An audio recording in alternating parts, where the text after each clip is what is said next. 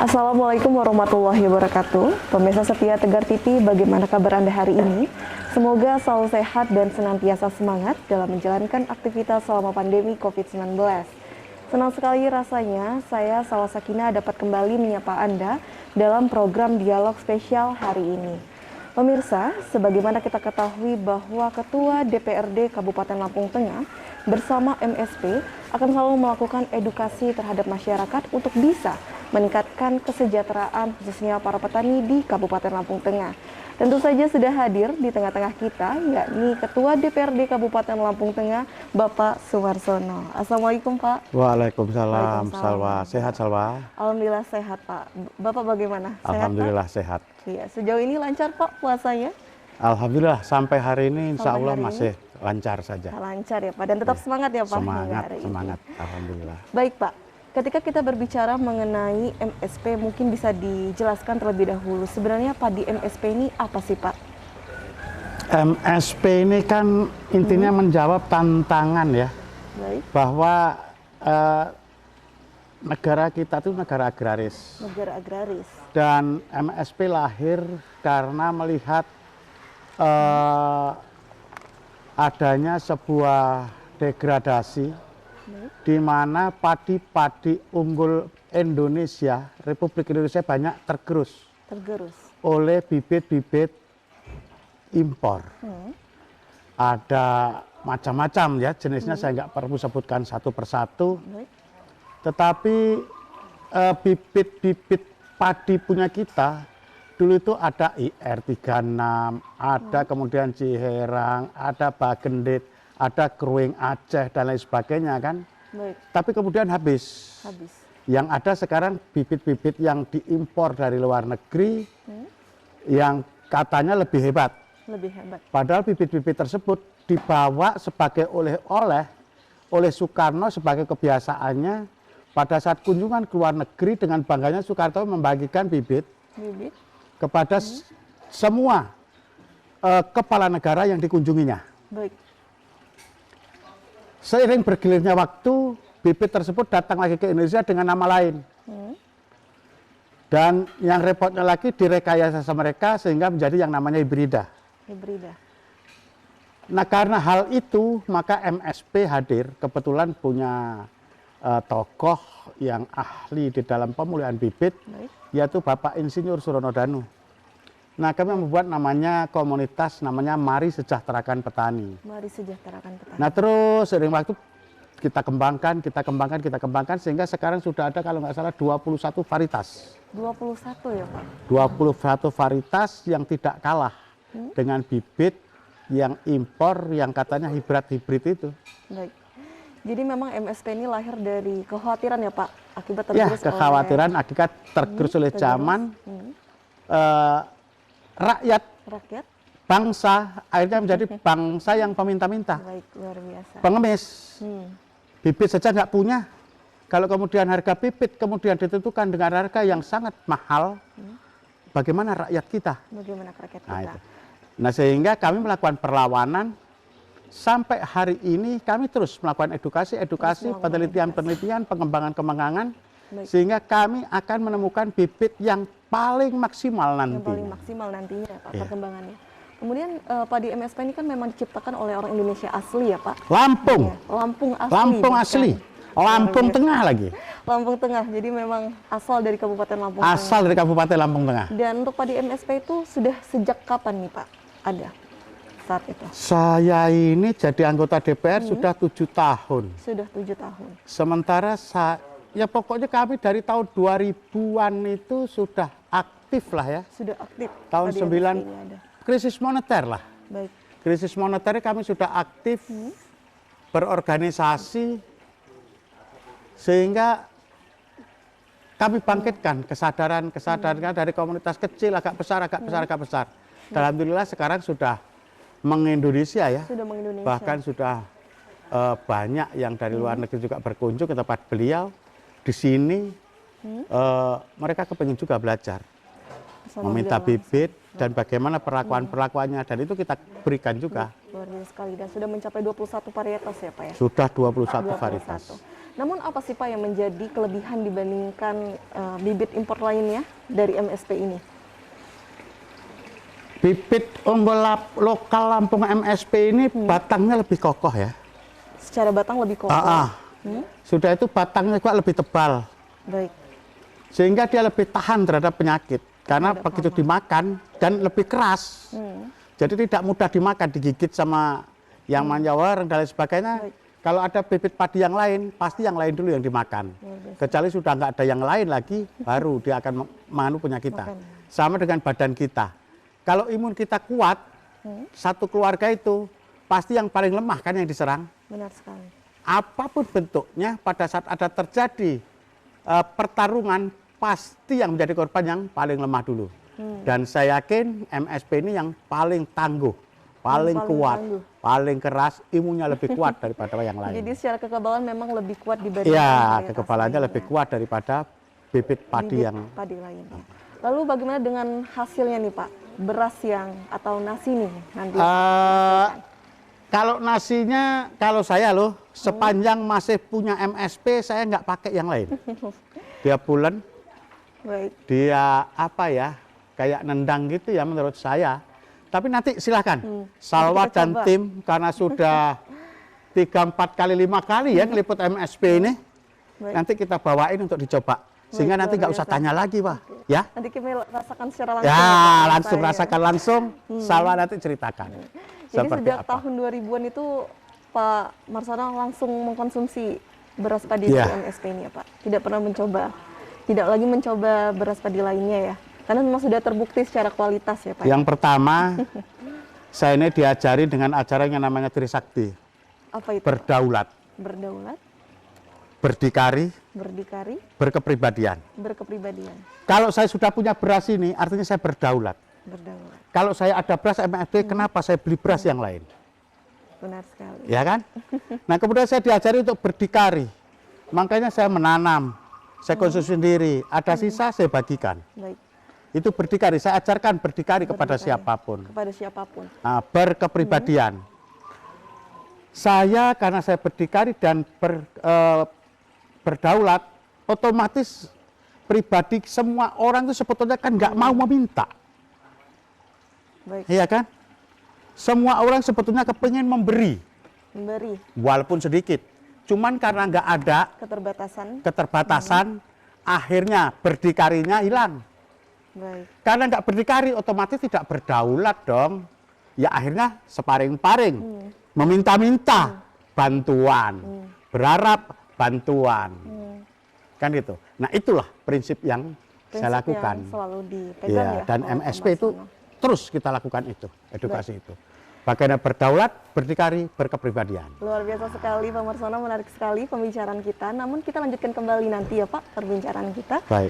Dan untuk pemirsa jangan kemana-mana, karena kita akan masih berdialog bersama Ketua DPRD Kabupaten Lampung Tengah setelah jeda pariwara berikut ini.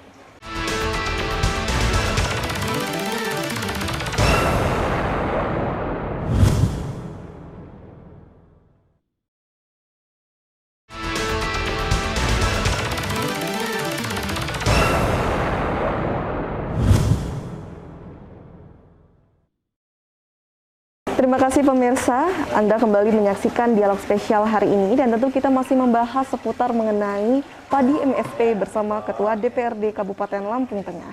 Baik Pak Marsono, kita lanjutkan kembali perbincangan kita. Tadi sempat terhenti memang mengapa, ini sudah terjawab sudah sih Pak, mengapa Pak Marsono selalu giat untuk melakukan edukasi dan ingin mensejahterakan petani karena memiliki prinsip tersebut ya Pak?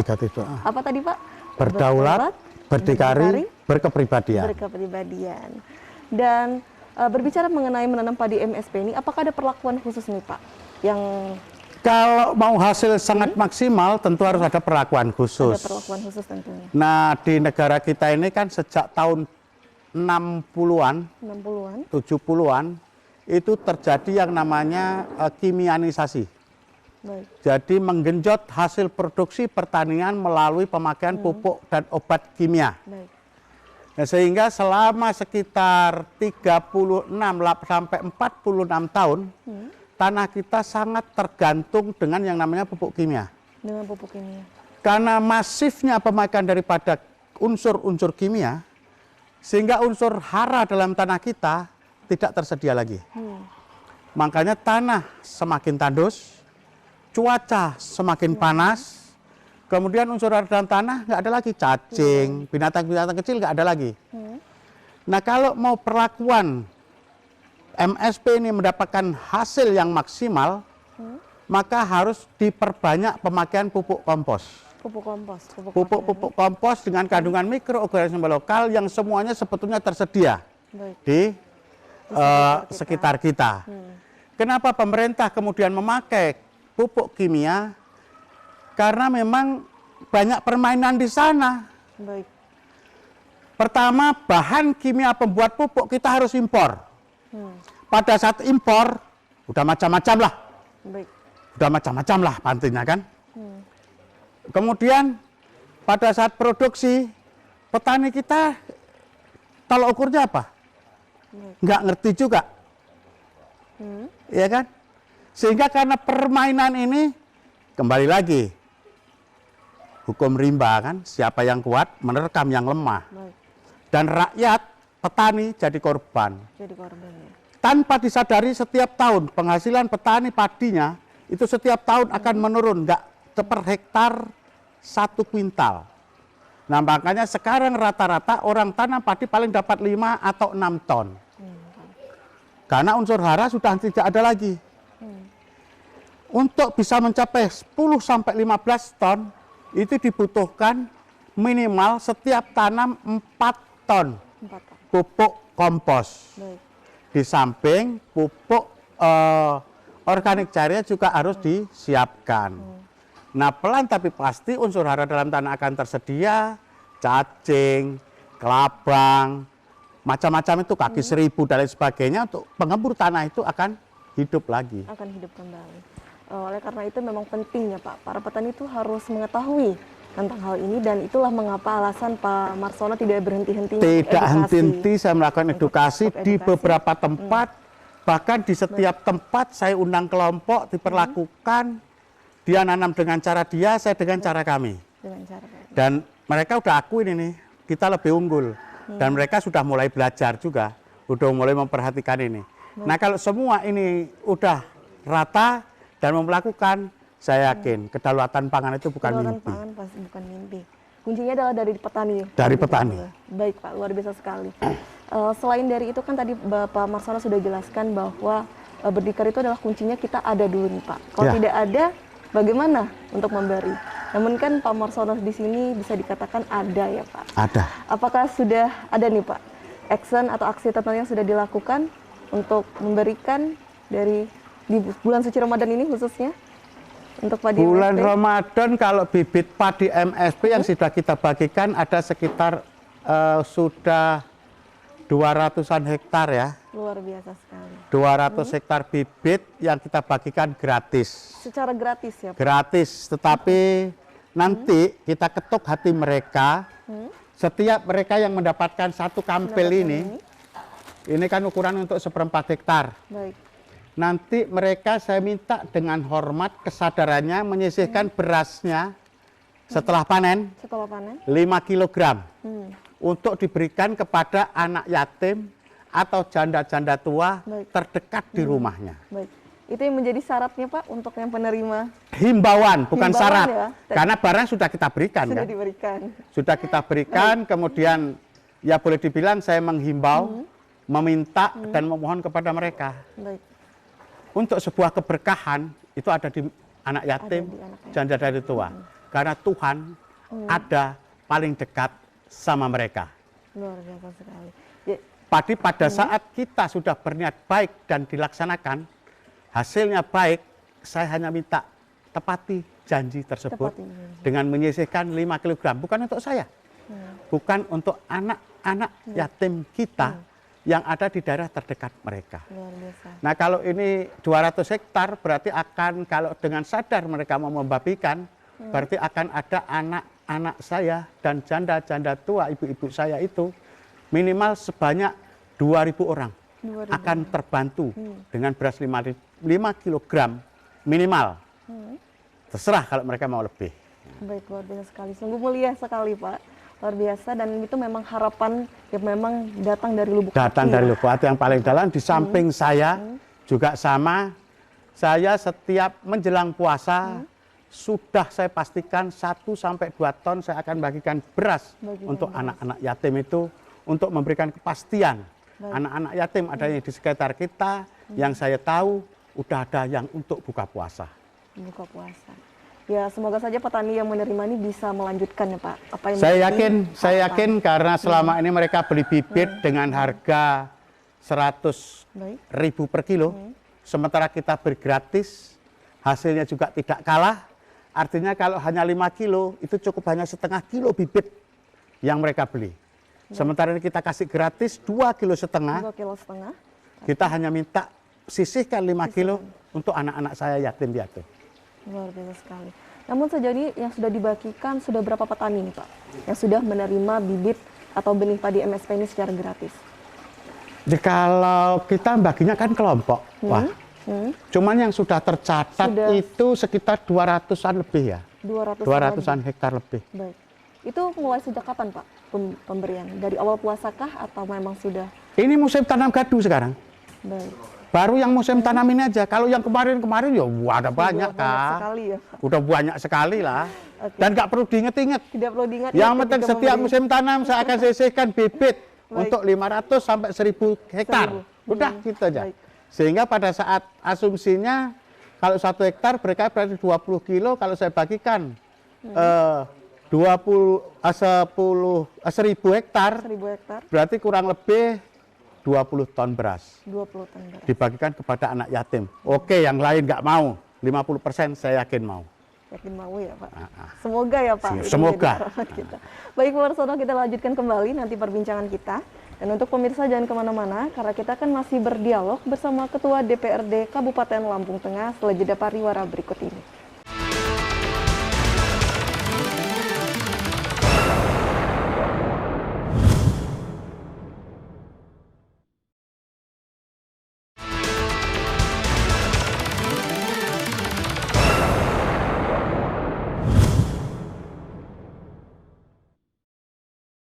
Terima kasih pemirsa, Anda kembali menyaksikan dialog spesial hari ini, dan tentu kita masih bersama Ketua DPRD Kabupaten Lampung Tengah.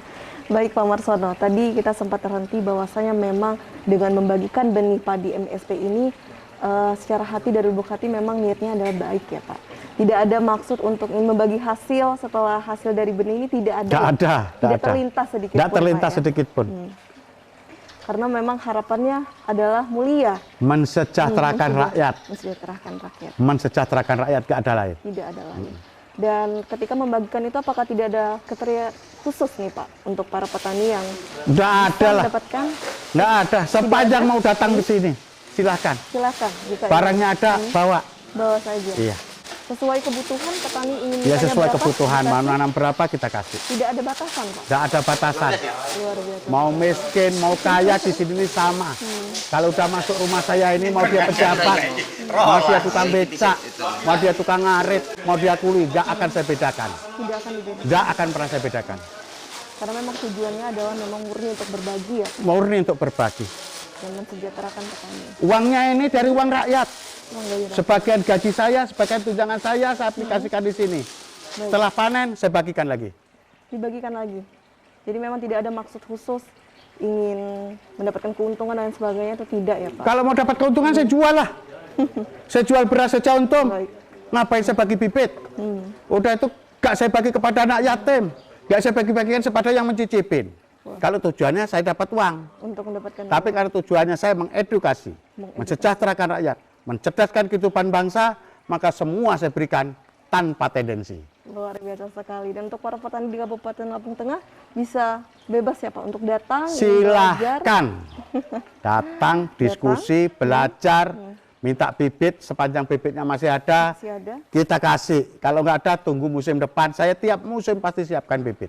Luar biasa sekali. Namun kalau kita berbicara mengenai petani Pak di Kabupaten Lampung Tengah, bagaimana sih Pak keadaannya nih sejauh ini kalau dari sudut kacamata Pak Marsono sendiri? Slogan petani berjaya yang dilemparkan oleh gubernur itu tak lebih dari retorika. Tidak lebih dari retorika. Tidak lebih dari retorika. Dan saya sedih. Rakyat saya, petani saya hanya dinina-bobokkan dengan slogan berjaya. Petani berjaya. Petani berjaya, Pak. Kamu tidak sesuai realita. Kalau mau serius ngurus petani, tentu akan tergambar berapa anggaran yang disiapkan untuk mengatasi pertanian di Provinsi Lampung. Di Provinsi Lampung. Ternyata 1 tahun di Provinsi Lampung ini hanya teranggarkan nggak lebih dari 18 sampai 20 miliar. Dibagi 15 kabupaten kota, hanya 1 miliar. 1 miliar untuk 1 kabupaten program apa? Nggak ada yang bisa diperbuat. Makanya banyak tersier juga yang sedimennya tinggi, akhirnya air nggak sampai ke sawah, ya kan? Petani butuh bibit. Duit dari mana untuk pengadaan bibit? Orang cuma 1 miliar, 1 kabupaten. Kemudian petani pada saat kena serangan hama, PUPT mau bergerak pakai apa? Nggak ada anggaran. Tidak ada anggaran. Iya kan? Baik. Ya hanya slogan Pak Gubernur katanya petani berjaya. Kalau titik garing. Sehingga bisa dikatakan masih jauh dari harapan. Jauh dari harapan. Iya, tergambar daripada anggaran yang disiapkan. Baik.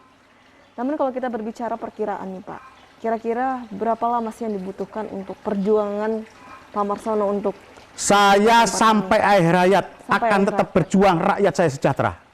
Sampai akhir hayat? Sampai akhir hayat tidak saya. Akan berhenti ya Pak? Tidak akan berhenti. Meskipun tidak sudah menjadi ketua DPR lagi? Tidak, saya bergerak ini belum jadi ketua DPR, belum jadi anggota DPRD, saya sudah bergerak. Baik. Sebelum saya jadi anggota DPRD, saya sudah bergerak hal ini. Dan peningkatan lebih dahsyat setelah jadi anggota DPRD. Lebih dahsyat lagi setelah saya jadi ketua DPRD. Ketua DPRD. Jadi ketua DPRD itu adalah sebagai media saja? Sebagai media. Karena memang tujuan atau visi tersebut memang sudah ada sebelum sebelum saya jadi seorang legislator. Luar biasa sekali Pak. Jadi memang tidak henti-henti ya dilakukan untuk ini. Namun apakah sudah terpikirkan Pak inovasi yang akan selanjutnya dilakukan? Saya akan memulai lagi terkait dengan edukasi kepada rakyat saya untuk berdaulat. Untuk berdaulat. Selama ini mereka mengeluh terkait tidak punya lahan. Tidak punya lahan. Padahal kalau dia keluarga kecil 3 atau 4 orang dengan ember bekas cat 25 liter sebanyak 150 sampai 200 ember, maka mereka tidak perlu lagi beli beras. Tidak perlu lagi beli beras dan tidak perlu lagi beli beras karena akan kecukupan dengan hasil yang ada itu. Besok akan saya buktikan di sini. Selama ini saya hanya ngomong kan, tapi sebetulnya saya sudah lakukan, tapi tidak saya expose. Tapi besok di kolam ini isinya akan saya isi ember itu dengan bibit padi ini, dan nanti setiap ember akan kita timbang dapat berapa. Baik. Sementara manusia itu 1 hari tidak lebih dari 3 on untuk makan nasi. Kalau 3 on berarti 1 bulan berarti manusia itu hanya butuh kurang lebih 7 sampai 10 kg. 7 sampai 10 kg itu nggak lebih daripada 20 kilo. Nggak sampai padi. Nah itu, hitung-hitungan itu sudah saya hitung dengan tim, sehingga kurang lebih 150 sampai 200, kalau dia keluarga itu isinya 3 atau 4, dijamin cukupan beras. Mereka juga akan berdaulat. Akan berdaulat. Jadi akan dimulai dengan langkah tersebut ya Pak? Ya, saya akan mulai langkah tersebut. Di halaman mereka nanti kita lakukan edukasi seperti itu, sehingga mereka ya kecukupan akan pangan. Kecukupan dengan pangan. Karena Bapak bangsa kita, proklamator kita, jaga perut rakyatmu. Sepanjang perutnya kenyang, negara ini akan aman. Tapi kalau rakyatmu perutnya sudah kosong, jangan harap. Kacaulah negara ini. Kuncinya ada di situ ya Pak? Nah, fungsinya ada di sana. Dan untuk mewujudkan kecukupan pangan tersebut, sebenarnya yang benar-benar diharapkan oleh Pak Marsono ini membutuhkan peran siapa sih Pak? Kolaborasi dengan siapa nih? Peran semua. Dibutuhkan. Semua? Semua. Pemerintah, masyarakat? Pemerintah, masyarakat, dan semua yang punya kepentingan terkait dengan yang mau makan nasi. Makan nasi. Dan kebetulan semua makan nasi. Media ini perlu juga. mensiarkan ini kan? Tentu Iya saja. kan, kepentingannya kan itu. Iya. Kalau tidak disiarkan seperti itu, siapa yang tahu? Kalau hanya cukup dengan 200 ember, Dengan sebetulnya 200 satu keluarga itu udah kenyang. Hmm. Ya kan? Kalau tidak disiarkan ini, siapa yang akan tahu lebih banyak dengan bibit Unggul Lokal Lampung MSP? Kalau tidak disiarkan, siapa yang tahu Sumarsono membagikan bibit gratis Benar sekali. dan menghimbau kepada yang penerima untuk menyisihkan 5 kg setiap satu kampil untuk anak yatim? Enggak bisa lah. Artinya semua yang punya kepentingan Baik. untuk berinteraksi, Untuk berinteraksi. konsolidasi, saling melakukan, saling asah, asih dan asuh. Baik. Dan sesuai kapasitas masing-masing. Masing-masing. Baik, menarik sekali Pak Marsono. Nanti kita lanjutkan kembali ya Pak. Ya. Dan untuk pemirsa jangan kemana-mana, karena kita akan masih berdialog bersama Bapak Sumarsono dari Ketua DPRD Kabupaten Lampung Tengah.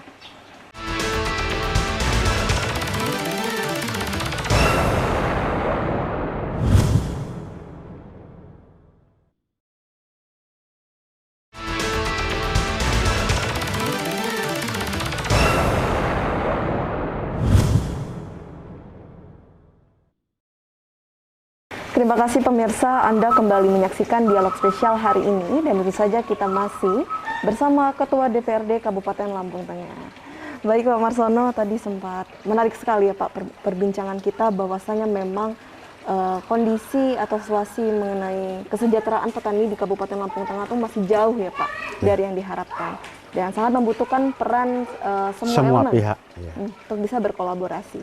Baik Pak, saat ini rasanya tidak afdol jika kita tidak berbicara mengenai suasana Ramadan ya Pak. Ya. Karena saat ini kita sedang berada di bulan suci Ramadan dan di masa pandemi sudah 3 kali ya Pak terhitung kita melewati Ramadan di tengah pandemi. Ya. Namun saya ingin bertanya terlebih dahulu, bagaimana Pak untuk situasi Ramadan di Kabupaten Lampung Tengah di masa pandemi ini?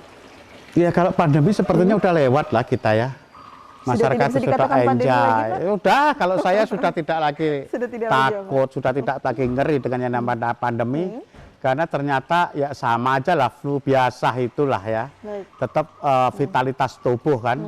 Dan Indonesia ini sebetulnya terkait dengan pandemi seperti ini kan sudah berulang-ulang berpuluh-puluh kali kan. Namanya kalau dulu pagebluk kan. Dan Indonesia ini sangat tangguh. Orang Indonesia ini kan sangat tangguh sebetulnya. Karena memang alam kita sangat luar biasa, didukung oleh semua unsur tumbuhan kita bisa membunuh yang namanya virus, kuman, dan bakteri itu. Baik. Nah terkait dengan bulan suci Ramadan seperti biasa kalau saya secara pribadi, bulan suci Ramadan itu sudah saya memulai seminggu menjelang bulan suci Ramadan, saya sudah mendistribusikan yang namanya beras dan sedikit bantuan. Biasanya kurang 3 hari saya keliling atau ada yang saya panggil untuk diberikan kepastian kepada anak-anak kita itu yang yatim piatu itu saya bagi beras biasanya 5 kilo plus uang 50.000. Uang 50.000. Artinya beras tersebut kepastian untuk mereka bahwa mereka sudah ada yang dimakan untuk berbuka puasa dan sahur. Baik. Nah kemudian saya bagikan ada yang berkelompok, ada yang sendiri-sendiri, makanya di mobil saya pasti ada beras itu. Pasti ada. Dan duit 50-an, kalau ada yang nasib bagus 50-nya habis ya kita kasih 100. Kan. Ya kita bagikan gitu aja, dengan lillahi ta'ala, tanpa tendensi juga. Karena saya yakin sebagian harta yang saya miliki ada hak mereka. Hak dari mereka juga.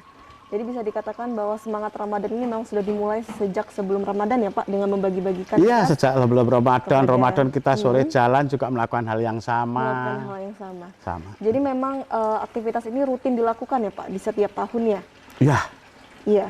Setiap tahun, setiap saya panen padi, pasti saya lakukan itu. Jadi bukan hanya pada saat mau Ramadan. Bukan. Baik. Setiap saya panen, setiap saya ada rezeki, Dibagikan. terutama menjelang Ramadan dan Idul Fitri. Idul Fitri. Jadi mendekati hari raya Idul Fitri nanti juga Lagi. akan ada pembagian Iya. ya Pak. Lagi. Nggak dibawa mati juga loh, Wah. Benar. Dan kita nggak tahu kapan mati. Bisa besok, bisa sore nanti. Benar. Ya kan? Hanya bawa kain kapan yang cuma 9 meter itu. Untuk makan udah ada. Yang penting badan sehat. Badan sehat. Iya. Dan di sini Pak Marsono benar-benar memanfaatkan apa yang sudah diberikan ya Pak. Saya sangat bersyukur diberi kesehatan, dikasih rezeki lebih, dikasih jabatan lebih dari yang lain. Sehingga apa yang diberikan kepada saya untuk bisa saya berikan kepada masyarakat semuanya. Bentuk pengabdian total kepada masyarakat. Kalau ada sisa, karena memang matematika kita sama matematika Allah berbeda. Walaupun Allah sudah menjanjikan kalau kita memberikan satu, Allah akan membalasnya berlipat-lipat sepanjang yang kita berikan ikhlas. Nggak banyak yang punya keyakinan lebih seperti itu. Tapi saya sudah bisa membuktikan. Sudah bisa membuktikan? Sering. Karena memang sudah tertanam prinsip yang kuat di diri Pak Marsono sendiri. Jadi bisa disimpulkan bahwa dengan adanya pandemi COVID-19 ini tidak mempengaruhi ya Pak untuk Pak Marsono berbagi. Karena tidak, kita ketahui, pada saat pandemi pun sama saja. Tidak ada pandemi kemarin saya juga lakukan hal yang sama. Bahkan saya membuat disinfektan herbal. Saya kemudian membuat sauna untuk penyembuhan COVID. Saya membuat ramuan-ramuan untuk penyembuhan COVID. Dan semua kita lakukan semuanya juga tanpa tendensi. Sebaik-baik manusia adalah yang bermanfaat untuk orang banyak, itu betul-betul saya lakukan. Karena kita ketahukan karena sejak pandemi COVID-19 ini rezeki sekian banyak orang banyak yang terganggu ya Pak. Ya mereka aja yang terganggu karena nggak yakin. Kalau saya nggak ada. Baik Pak. Tambah. Iya. Luar biasa. Rezeki saya tambah banyak. Pandemi tambah banyak. Iya. Karena semakin banyak memberi, malah justru kita semakin harus sangat yakin. Matematika kita sama Allah berbeda. Kalau matematika kita 1 tambah 1 2. Matematika Allah kita kasih 1, balasannya 5. Gimana kamu ini? Jadi adalah intinya adalah kita benar-benar harus ikhlas dulu untuk rezeki. Aku yakin. Rezeki bakal datang. Tulus ikhlas. Rezeki bisa datang dari mana saja, kapan saja, dari mana saja, dari siapa saja. Dan siapa saja. Baik Pak, selain berbagi aktivitas apa saja nih Pak yang sudah dilakukan? Apakah setiap hari buka bersama? Hari ini kita bagi takjil. Saya ini dengan tim ya. Hari ini kita buka puasa bersama di sini ada. Kemudian itu di Punggur ada nanti. Termasuk bagi takjil juga. Bagi takjil juga. Setiap hari dilakukan, apakah ada jadwalnya? Iya setiap hari lah Pak. Setiap hari ada aja yang jalan kita jalankan. Terus, karena saya harus melakukan pengkaderan, memberikan aksi nyata, contoh nyata kepada anak-anak saya, untuk bisa melakukan seperti yang saya lakukan selama ini, sehingga nantinya pada saatnya saya diambil sama yang kuasa, sudah ada pengganti. Ada pengganti. Iya kan? Itu. Jadi perjuangan Pak Marsono juga bisa dilanjutkan oleh mereka. Oke. Baik Pak, nanti kita lanjutkan kembali perbincangan kita mengenai seputar Ramadan ya Pak, yang sangat menarik. Dan untuk pemirsa jangan kemana-mana, karena kita akan masih berdialog bersama Ketua DPRD Kabupaten Lampung Tengah setelah jeda pariwara berikut ini.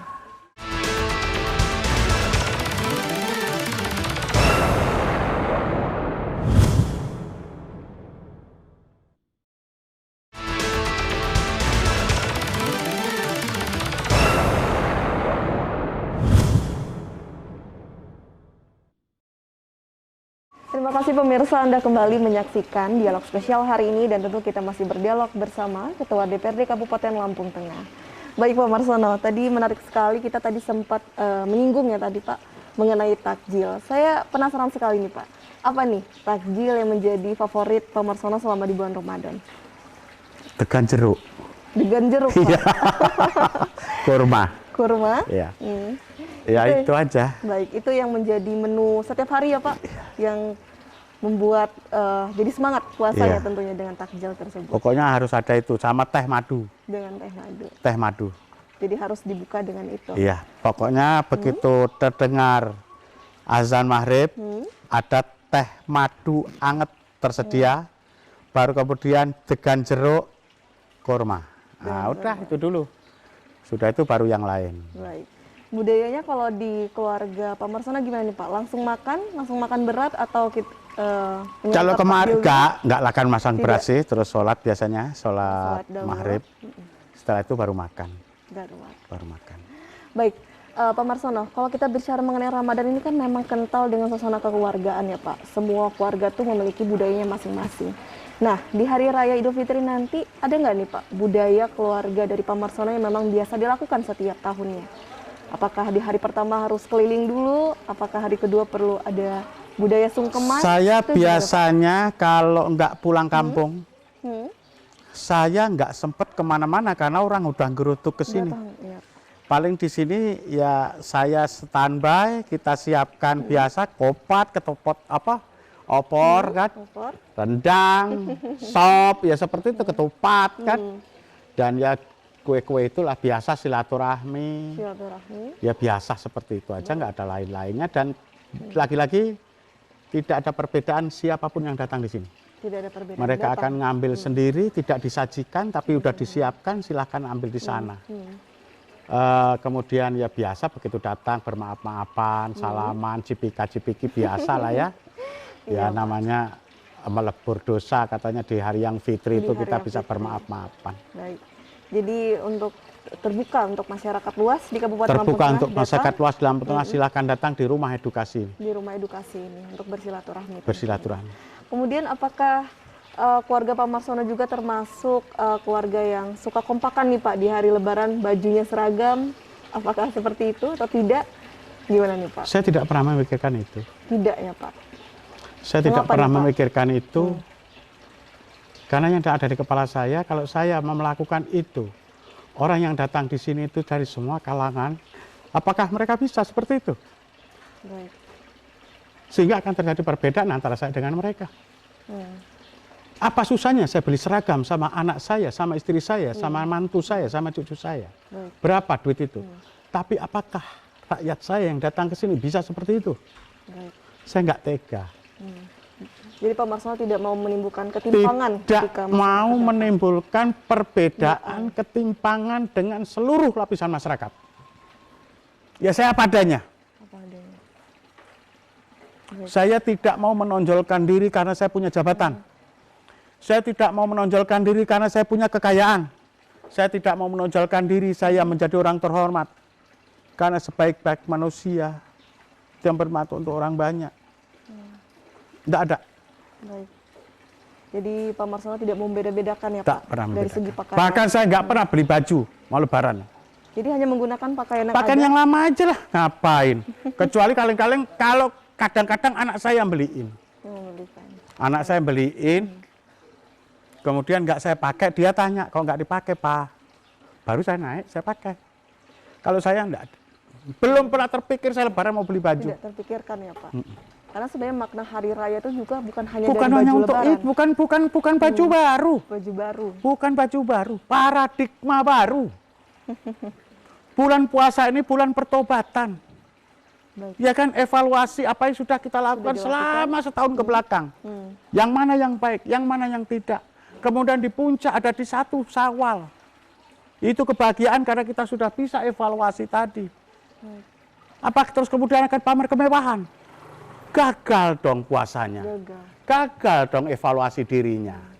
Itu di saya loh, menurut saya. Perkara teman-teman yang lain dengan mengapresiasi, dengan melakukan baju baru dan lain sebagainya, itu hak juga. Ekspresi mereka silahkan. Tapi jangan kaget pada saya datang, saya biasa-biasa saja. Baik. Dan itu juga ditanamkan ya Pak di keluarga. Sama. Dengan sederhana mungkin dengan memakai pakaian terbaik mungkin yang ada. Baik. Kemudian di tahun ini apakah pulang kampung Pak Marsono? Tidak ya Enggak. Pak? Tidak. Sudah dari kapan Pak tidak pulang kampung? Sudah 2 tahun ini kayaknya. Sudah 2 tahun ini. Adakah yang dirindukan Pak dari momen-momen pulang kampung? Ya nggak ada lagi, ibu udah berpulang. Ayah sudah nggak ada juga kan. Baik. Paling hanya kirim doa aja. Kirim doa. Namun kalau jika kita flashback, ada nggak nih Pak momen-momen yang dirindukan dulu masa masih ada orang tua di masa-masa Lebaran, Ramadan? Apakah ada Pak? Datang ke tempat orang tua dengan bawa ketupat. Dengan bawa opor ayam dan dinikmatin oleh bapak ibu. Baik. Itu. Jadi kami diajarkan pada saat mau lebaran atau 1 hari lebaran kita datang itu membawa rantang, kupat, ada sop, ada opor ayam dan lauk lainnya. Itu yang sampai saat ini masih terkenang. Masih terngiang. Kalau yang lain Puesta Pora itu nggak penting. Cuman karena orang tua nggak ada, ya paling berdoa aja, mendoakannya. Dan karena saya tinggal di sini, ya mungkin nanti digilir. Kadang pulang ke kampung, ke tempat saudara, kadang ke tempat mertua. Tapi saya akan lebih banyak di sini karena pasti saya akan banyak bersentuhan dengan masyarakat Lampung Tengah dan pasti dosa-dosa saya banyak yang di sini. Makanya ya mungkin lebih akan banyak di Lampung Tengah. Akan banyak di Lampung Tengah. Dan memang cara mengobati kerinduan tersebut ya dengan hanya berdoa. Ya hanya berdoa kan. Hanya silaturahmi dengan keluarga lainnya ya Pak. Baik Pak Marsono, sangat terenyuh sekali ya Pak ketika berbicara mengenai orang tua ya. Hari Raya bersama orang tua. Tapi nanti kita lanjutkan kembali ya Pak perbincangan kita. Dan untuk pemirsa jangan kemana-mana karena kita akan masih berdialog bersama Ketua DPRD Kabupaten Lampung Tengah setelah jeda pariwara berikut ini.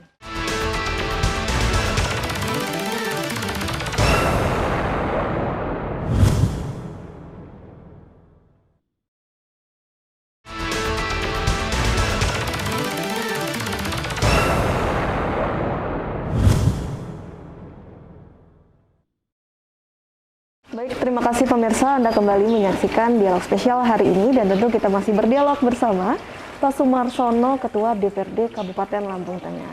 Pak Marsono, tadi kita sempat terhenti ya Pak, memang terenyuh sekali ketika kita berbicara mengenai orang tua ya Pak.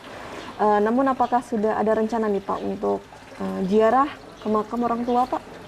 Menjelang puasa kemarin udah. Sudah dilakukan ya Pak? Tapi karena jauh ya Waya, karena jauh. Ada di Banyuwangi Jawa Timur sana. Ya saya pikir doa juga nyampe kan. Akan nyampe. Doa itu betul-betul bisa menembus ruang dan waktu. Saya pikir daripada uangnya saya pakai untuk berangkat ke sana, lebih baik itu uang itu saya manfaatin untuk memberikan santunan aja lah kepada anak-anak yatim itu. Untuk doa ya setiap habis sholat kita doakan, kita kirim Al-Fatihah. Saya rasa cukup. Sudah rasa cukup karena doa pasti akan sampai ya Pak? Iya, nyampe. Jika dengan tulus. Baik, Pak Marsono, ketika kita balik lagi nih ya Pak, biar agak ceria lagi suasananya mengenai Hari Raya, ada lebih favorit apa nih Pak makanan saat Lebaran? Opor kah? Opor ayam. Opor ayam? Sop. Sama ketupat yang nggak ketinggalan kan? Ketupat ya Pak? Iya. Di usia Pak Marsono seperti ini, apakah ada larangan Pak untuk makanan? Larangan-larangan apa? Terabas-terabas saja lah. Iya. Nggak ada larangan-larangan apa. Jadi Pak Marsono tidak termasuk orang yang, aduh kolesterol. Alah, aduh, biarin aja ya, kolesterol, tabrak wae lah Pak. Pusing amat, iya. Apalagi di Hari Raya, sebaiknya kalau orang yang mau diet, cimit dulu nggak sih Pak? Kan banyak yang merasa bahwa naik nih berat badan di hari Lebaran. Ya resiko lah. Iya, imbangin nanti olahraga nyangkul di kebun ini aja nanti keringetan juga, kebakar juga. Baik. Kemudian kalau untuk kue, apakah ada favorit Pak? Nastar kah atau keripik pisang? Keripik pisang lah justru ya Pak. Terus keripik sukun. Terus keripik sukun. Terus mente. Sama mente. Ya tapi pasti gak ketinggalan di sini singkong goreng. Singkong goreng. Pasti ada. Meskipun di hari Lebaran itu tetap tidak ketinggalan ya Pak. Nggak ketinggalan, nggak ketinggalan. Baik, unik sekali. Kemudian di masa Ramadan ini kan sudah 3 kali nih Pak. Ada kesan-kesannya nggak sih Pak selama masa Ramadan di tengah pandemi ini? Apa justru Pak Marsono tidak merasa ada perbedaan yang signifikan? Kalau saya karena di sini saya tidak merasakan perbedaan ya, karena ruang kita kan terbuka begini ya. Di masa Ramadan juga penuh juga di sini. Ramai juga kan, tapi ya dengan protokol kesehatan yang sedikit ketat kemarin kan. Dan hikmah dari semuanya, ternyata Allah memberikan ujian kepada manusia kan sangat mudah. Ada dikasih virus corona gitu aja udah udah kalang kabut semua kan. Nah terus apa yang mau disombongkan loh wah. Padahal itu tidak nampak, apalagi kalau Allah udah ngasih puting beliung, habis kita. Makanya biasa-biasa aja, nggak usah sombong-sombong, nggak usah sok-sokan, kemudian mamerin pangkat, harta, jabatan, alah, wah, udah biasa aja. Sudah biasa aja. Jadi Pak Marsono memaknainya adalah lebih kita untuk rendah hati lagi ya Pak? Rendah hati aja lah. Rendah hati lagi. Udahlah, ini hanya ujian kan untuk kita nantinya pada saat menghadap beliau, pada saat dikasih ujian seperti ini, bagaimana dilaksanakannya. Baik.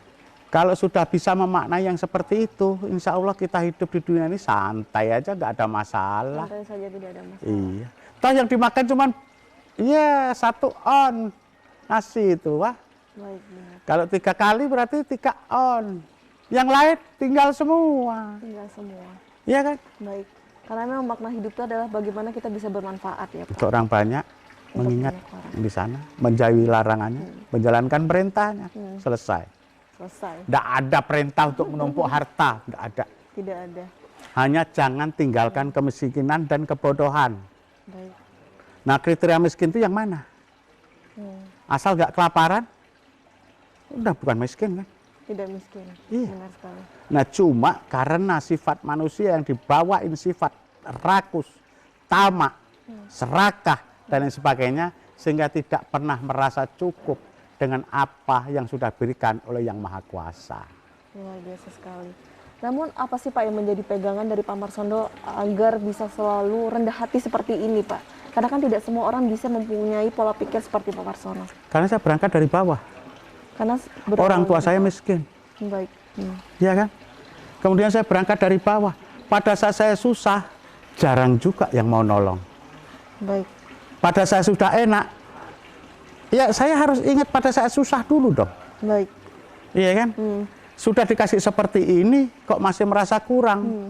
Kalau tiba-tiba dipencet, kemudian saya stroke, habis juga, Wah, nggak bisa menikmati. Jadi karena Pak Marsono pernah mengalami begitu pahitnya kehidupan, jadi tidak ingin terulang lagi dan memberikan banyak pelajaran juga ke yang lainnya.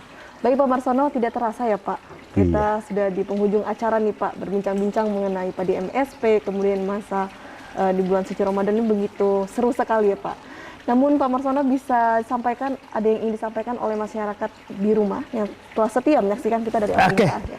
Baik, kepada seluruh masyarakat Lampung Tengah, yang pertama selamat menjalankan ibadah puasa dan sekaligus nanti selamat merayakan Idul Fitri. Mudah-mudahan hikmah dari puasa ini, yang mana dalam menjalankan puasa itu adalah bentuk introspeksi diri kita dan bagaimana kita ikut merasakan kepapaan, ketiadaan, sehingga kita bisa menawan hawa nafsu untuk tidak makan, minum, marah, dan sebagainya selama 1 hari penuh, sebulan penuh. Setelah itu kita rayakan kemenangan dengan sukacita, dan saya berharap setelah itu kita bisa lagi lakukan introspeksi tersebut dilakukan untuk setahun ke depan. Intinya itu, sekali lagi saya sebagai Ketua DPRD minta maaf lahir dan batin. Mudah-mudahan apa yang kita lakukan mendapat ridho, ampunan, dan mahfirah dari Allah Subhanahu wa Ta'ala, dan Lampung Tengah akan semakin maju, berdaulat, tidak tergantung dengan siapapun, kapanpun. Karena saya yakin Lampung Tengah punya potensi yang luar biasa kalau dikelola dengan baik. Saya rasa itu cukup, salah. Cukup luar biasa sekali. Baik, semoga sukses dan sehat selalu ya Pak Marsono. Amin, amin ya Rabbal alamin. Dan tak lupa saya ucapkan juga untuk seluruh pemirsa yang ada di rumah, dan kita doakan semoga Ketua DPRD Kabupaten Lampung Tengah akan selalu terus berjuang untuk kesejahteraan petani, khususnya di Kabupaten Lampung Tengah. Dan marhaban ya Ramadan, semoga pemirsa yang ada di rumah akan terus selalu semangat dan bisa untuk produktif di bulan suci Ramadan ini. Dan saya Salwa Sakinah, mewakili kru yang bertugas hari ini, pamit undur diri. Wassalamualaikum warahmatullahi wabarakatuh. Sampai jumpa.